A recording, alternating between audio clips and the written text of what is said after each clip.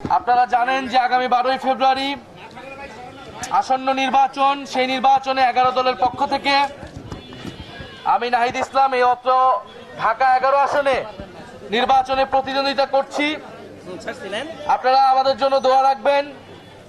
আমরা চাই বাংলাদেশে সত্যিকার অর্থে পরিবর্তন হবে, সংস্কার হবে, দুর্নীতি এবং বৈষম্যমুক্ত একটা রাষ্ট্র আমরা প্রতিষ্ঠা করতে পারবো।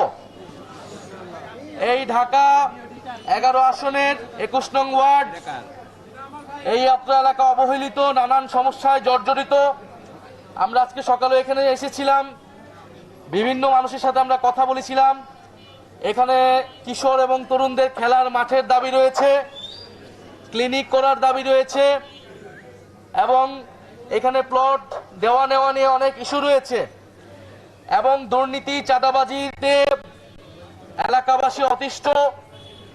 আমরা চাই যে ভয়ের রাজত্ব আমরা 5ই আগস্ট ভেঙেছি, নতুন কোনো ভয়ের রাজত্ব আমাদের এই ঢাকা 11তে আর তৈরি হবে না।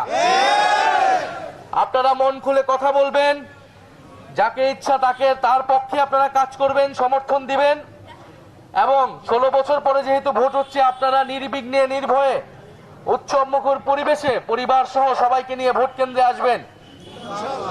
এবং আপনারা জানেন যে ভোট আসন্ন নির্বাচনে সংসদ নির্বাচনের পাশাপাশি গণভোট অনুষ্ঠিত হচ্ছে। ফলে 2টি ভোট বাংলাদেশের ইতিহাসে অত্যন্ত গুরুত্বপূর্ণ একটি নির্বাচন। আপনারা গণভোটে হ্যাঁ প্রদানের মাধ্যমে বাংলাদেশের সংস্কারের অগ্রযাত্রাকে অব্যাহত রাখবেন। 11 দলীয় জোট সংস্কারের পক্ষে দৃঢ় অবস্থান রয়েছে। ইনশাআল্লাহ আমাদের গণ অভ্যুত্থানের যে সংস্কারের আকাঙ্ক্ষা ছিল, গণতন্ত্রের আকাঙ্ক্ষা ছিল, ইনসাফের আকাঙ্ক্ষা ছিল, আগামী 12ই ফেব্রুয়ারিতে আপনারা এই 11 আসনের শাপলাকলিকে ভোট দিয়ে ইনশাআল্লাহ সেই স্বপ্ন আমরা বাস্তবায়ন ঘটাবো।